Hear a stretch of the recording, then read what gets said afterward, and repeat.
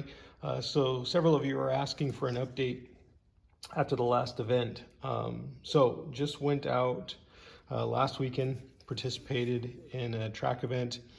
It was on what we refer to as Firebird East. It's Wild Horse Pass Raceway East now. Much hotter of a day. You know, back when I raced last participated, it was April, and you know, it was only like 70 something degrees, and it was 104 degrees the last Saturday.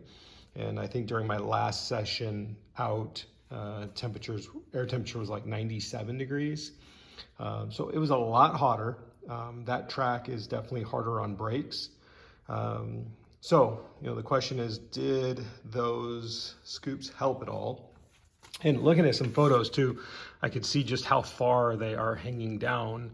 And based on the photos, got me thinking I could probably bring them down a little bit more, which might get a little bit more air.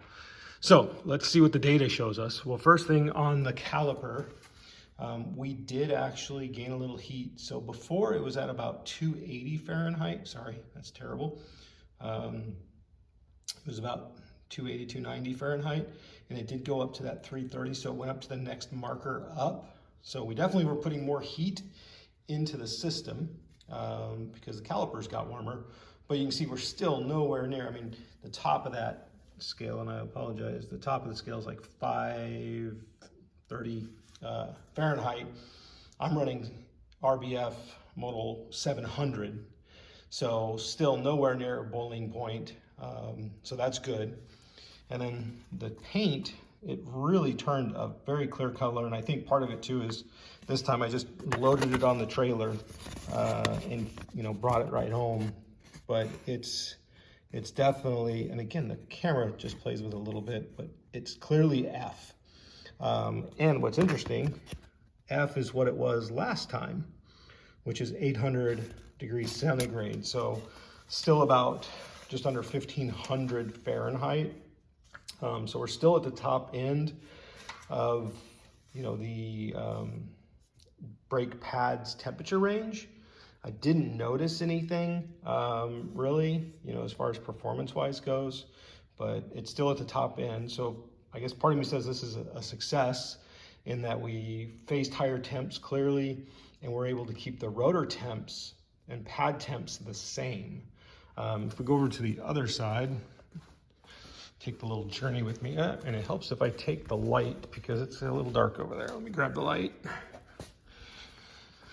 Let's go look at this side and see what this side shows. I mean, everything's a little different sometimes. So this one, a little bit cooler on the caliper.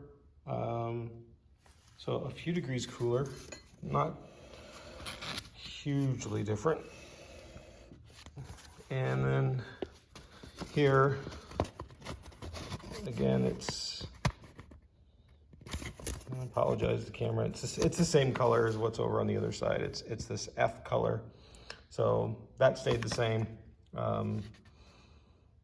So no real change there. So we're seeing the same temperatures left and right on the rotor. This caliper just stayed a little bit cooler. I don't, you know, again, the duct clearly did something. What I might do is I've got a lot of a downward adjustment, and it's kind of hard to see. And a little void in there, but you can actually see right there. You can see how much further I can bring those ducts down.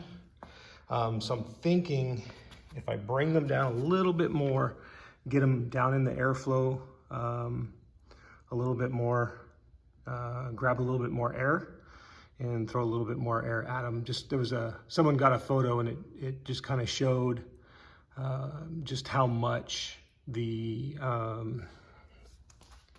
not hanging down. So I think I might try that. Not racing again.